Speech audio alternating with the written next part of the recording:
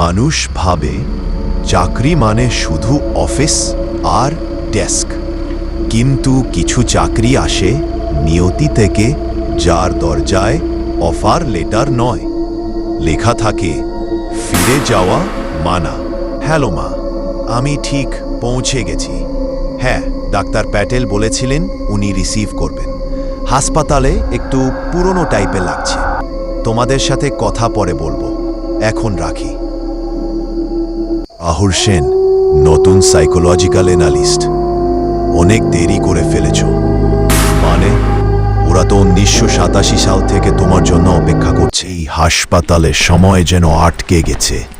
কেউ হাসে না, আর কেউ জানে না কে বেঁচে আছে আর কে শুধু থেকে গেছে। একজন রুগী দেয়ালে নিজের মাথা ঠুকছে, কেউ চোখ মেলে তাকাচ্ছে না। চোখ পড়ে দেয়ালে ঝোলানো পুরনো ফ্রেমে। এটা কিভাবে সম্ভব? পেছন থেকে ভেসে আসে এক নারীর কণ্ঠ। তারা বলেছে তুমি ফিরবে রাহুল, তুমি তো এখানেই কাজ করো, সব সময় করেছো।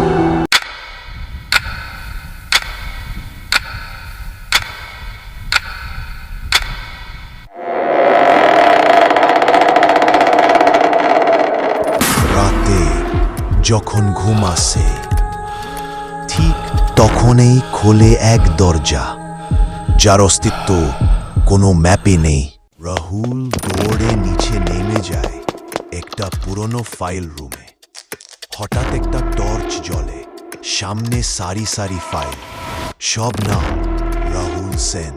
একজন মানুষ কতবার হারিয়ে যেতে পারে?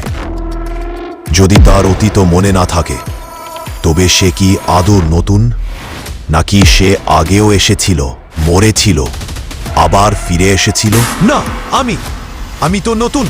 আমি দাঁড়িয়ে সেই নার্স। এই হাসপাতালটা ডাক্তার রাখে না, মনে রাখে। আর যারা একবার আসে তারা কাজ ছাড়তে পারে না। এপিসোড 1 শেষ নয়, এটা শুধু শুরু। ঘুমিয়ে পড়লে সেই দরজা নিজে থেকেই খুলে যায়। সাদা শাড়ি পরা নারী পেছন ফিরে দাঁড়িয়ে আছে। নারীর মুখ হঠাৎ করে যায়।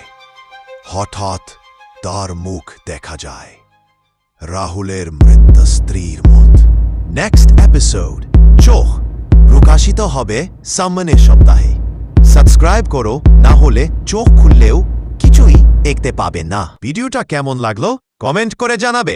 সাবস্ক্রাইব করতে ভুলবে না, না হলে তোমারও ঘরের দরজা খুলে যাবে। দেখা হচ্ছে পরের এপিসোড চোখ।